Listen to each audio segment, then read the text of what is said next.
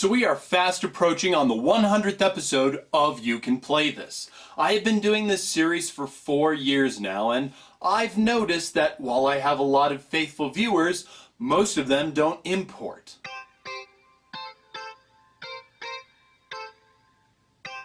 Then why do they even watch the show? Oh yeah!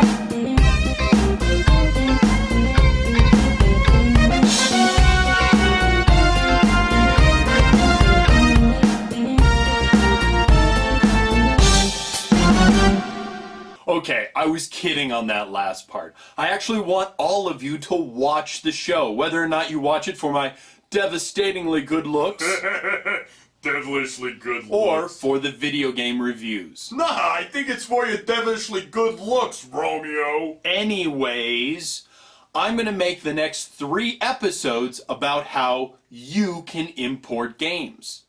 Yeah, I know, right?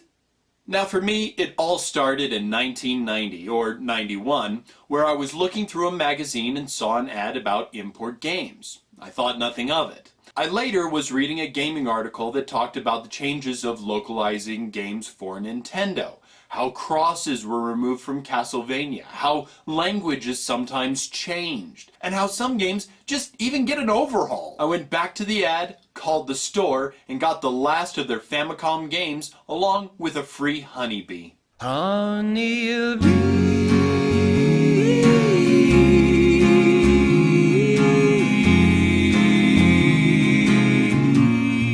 And so I've been importing ever since then and discovering wonderful games that either just never made it overseas, some that got stopped in the middle or at the end of their localization, and even some that just made it over, but I prefer the original Japanese game for one reason or another.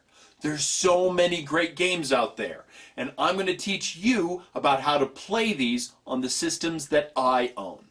Now, I know that I already did this kind of thing at some of the conventions that I attend, but I wanted to make something more official, as it were. So, let's get to this. So these two systems just do not work together. Let's talk about why. The Famicom uses 60 pins for their gaming carts, while the NES has 72. So what we need is either some way to take the Famicom cart and make it work in an NES, or just use a Japanese Famicom. If you choose to do the latter, in the US, it works without a step-down or a step-up converter. But you must use the power plug that it came with. If you bought a Famicom that came without a power plug, then you can buy an official one online for about $15 shipping and handling. As for playing Famicom games on the NES, you need a converter. Now this can come in many different forms. You can use the honeybee converter, or you use a converter from a first-run NES game. You see, when the NES first came out, they were actually pretty short on games. So they took Famicom games, took the chips out of those, added a small converter inside of the carts, and released those without any need for any translation or anything. You could almost call these the first true imports. You can find these converters by looking on the back of the carts of some of these titles.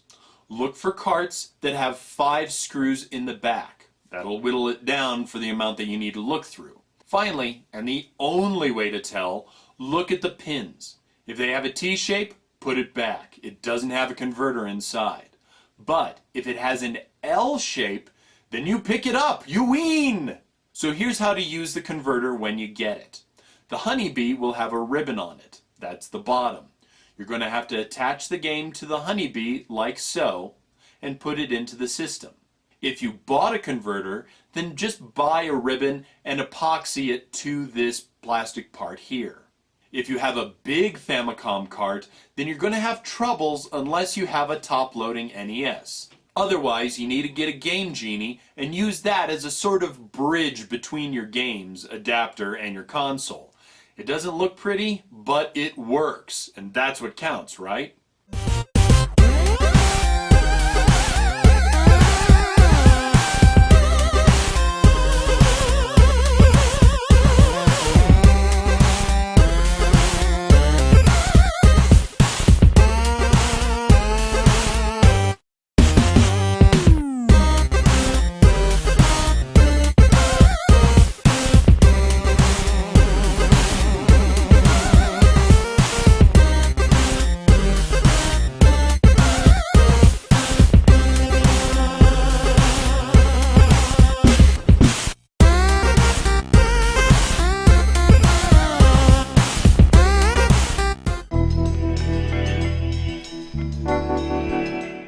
This is an easy difference. Games for the Japanese Super Famicom actually have a flat back in that they only have two little holes just above the bottom, whereas the US games actually have a little tab. Now, this is for tabs that are actually in the system. Otherwise, they have the exact same pin sets and can be played on either system. So how do we play Japanese games on a US SNES since it's got tabs and these won't fit in? Well, inside of your Super Nintendo, we see that we have hard tabs preventing the pins to connect with the system. Here, you'll bring in some wire cutters. The plastic inside the console is soft, so just place the flat of the cutter against the back of the SNES and squeeze. Then jiggle the tab right out.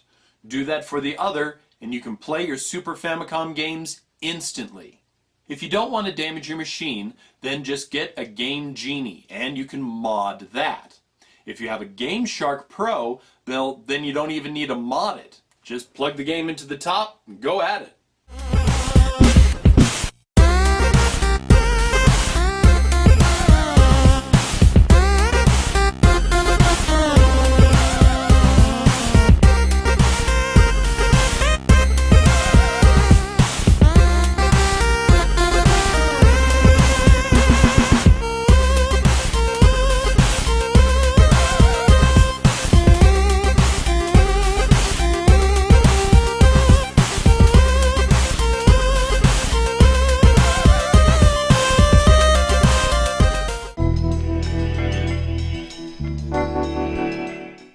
Going to be a little bit tougher in that the Japanese and the US carts here are just like Super Nintendo carts. They have tabs, but they're on the wrong ends of each other.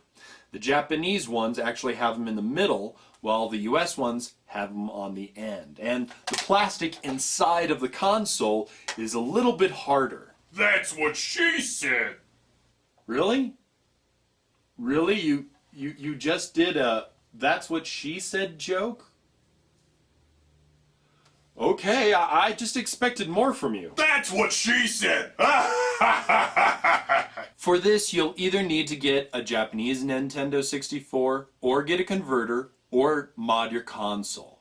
N64 consoles are pretty reasonable nowadays, and the power cables and connectors are interchangeable with each other. So if you get one for cheap off of eBay or someplace, then you can use existing cables and you can actually save a bundle. As for converters, you can also get an action replay and just plug it in and play away. Now, considering the last option, if you totally cannot wait, then I converted mine this way. I took an X-Acto blade and put it into a soldering gun that allows you to change different blades. And it's not pretty, but it works.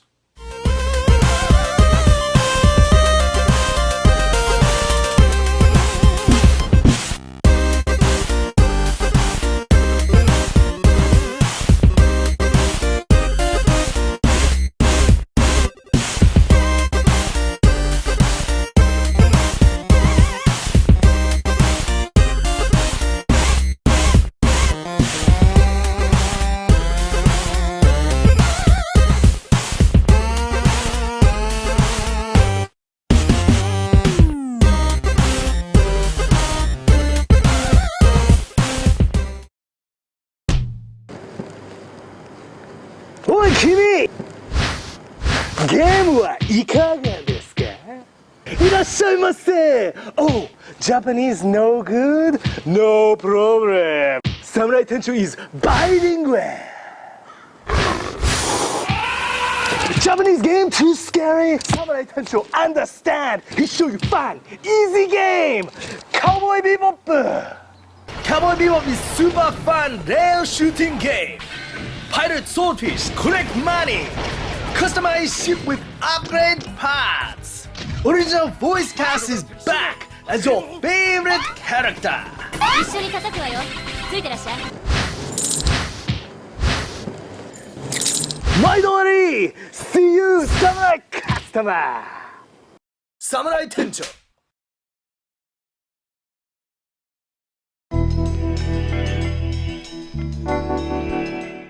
Now, when we get to this point, we're starting to see more and more games localized from Japan and fewer you can play this games.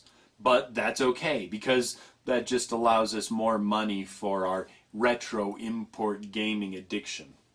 Now, for the GameCube, there is a mod that can be done that will allow it to, by a push of a button, switch from US to Japanese back to US regions. But the best way to do this is just to get yourself a freeloader disc. Unlike the PlayStations, which I'll get into the next video, you can open and close the door on the GameCube. Now, this means nothing to you right now, but it will become very apparent how problematic it can be in the next video. Otherwise, just know that the freeloader disc works very nicely and allows for many, well, almost most imports to be played. Although, I only personally have 4 imports, and 3 of those came out in the US. But there are plenty of import games that can be enjoyed on the GameCube.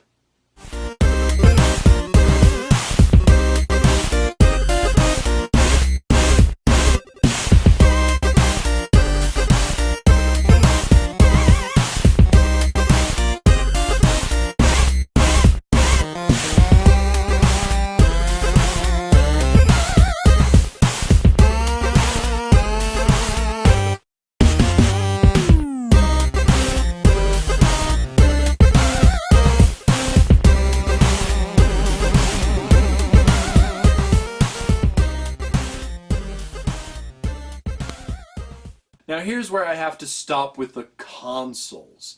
See, the Wii and the Wii U are both region locked, meaning that there's no tabs to cut, no physical modding that will allow you to easily play games from other regions. You have to have a Japanese Wii and a Japanese Wii U to play import games. But so that we don't end on a downer, let's talk about one more thing. And that's the Game Boy Color, Game Boy Advance, the DS, and the 3DS. This is going to be super easy.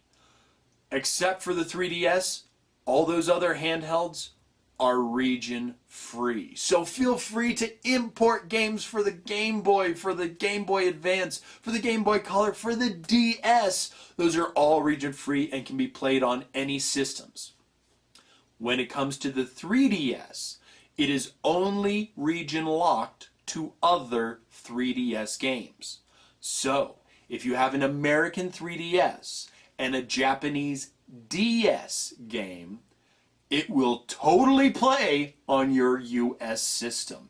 It's great that way. It's only locked for other 3DS games. So, having said that, this is the end of part 1. Part 2 will include a couple of different systems from a couple of different companies, and actually some of my favorite importing is on those systems. You think that you can play this? Now you can. You think that you can play this? Let's see what he said. I know that you can play this. But only if you follow JewWario, you can play this.